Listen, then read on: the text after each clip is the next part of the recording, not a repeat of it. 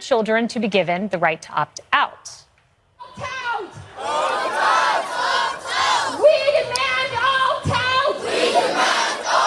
The demonstrators included parents of the Islamic, Christian, Jewish, and Hindu faiths, a pretty diverse group. And one of the protesters tells Fox News this isn't about politics, but rather the desire for their kids to have a quality education and the freedom of religion.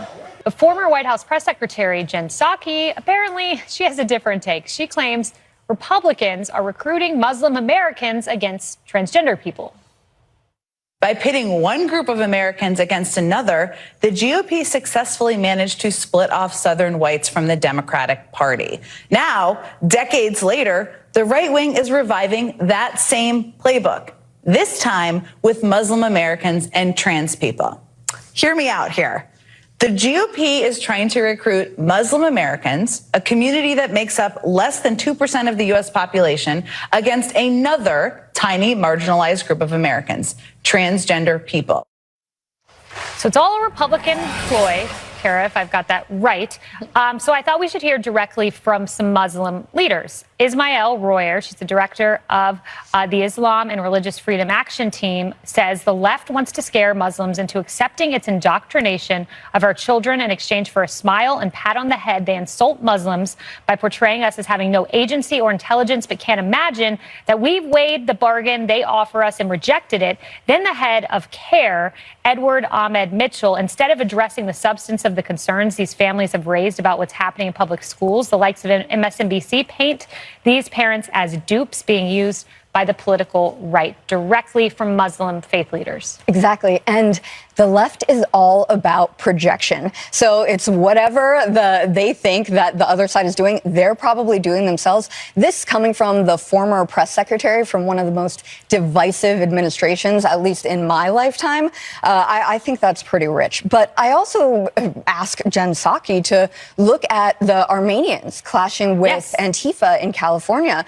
They're not Muslim. They are simply traditional parents who want to bring their children up in more traditional homes. They object to them being sexualized in the curriculum. They object to the predations of some of these teachers that, frankly, Libs of TikTok has exposed on her account on Twitter and on TikTok as well. So I think that this is people really looking at the evidence of their eyes and their ears. They are not pawns in this divisive game that, frankly, the left is very good at playing. And all they're asking for is to opt out of the curriculum, let their child be insulated from teachings that they don't agree with or don't want them exposed to at an early age. And Kevin, I don't get how this is a made-up movement by Republicans when this has happened in Maryland. It's Canada. So Republicans are going to Canada to get the Muslims on board? I mean. Yeah, well, and this is right in Kara and I's backyard, living in Washington, D.C., just in Montgomery County. Listen, I think there needs to be a balance with anything with regards to curriculum, right? There's an important role that I think schools play with teaching age-appropriate sexual health, gender identity, sexual orientation, high schools when it's appropriate for children. But I think one of the other things to come uniquely out of the pandemic is the rise of these parents. And they certainly have a voice. And I'm a Democrat on this couch saying parents certainly have a voice. And there should be a process by which people can opt out from curriculum that they find super objectionable to their religious beliefs. And I think we've got to strike a balance without these protests in the street, without anyone getting harmed, because at the end of the day, kids have every right to a first-rate education. It's a great school district in Montgomery County. But again, it needs to be age-appropriate with that curriculum. It should, and the demonization is going to backfire. Let's listen to a Montgomery County council member. She apologized for these comments, I want to point out, but we should bring them to you nonetheless. This issue has unfortunately put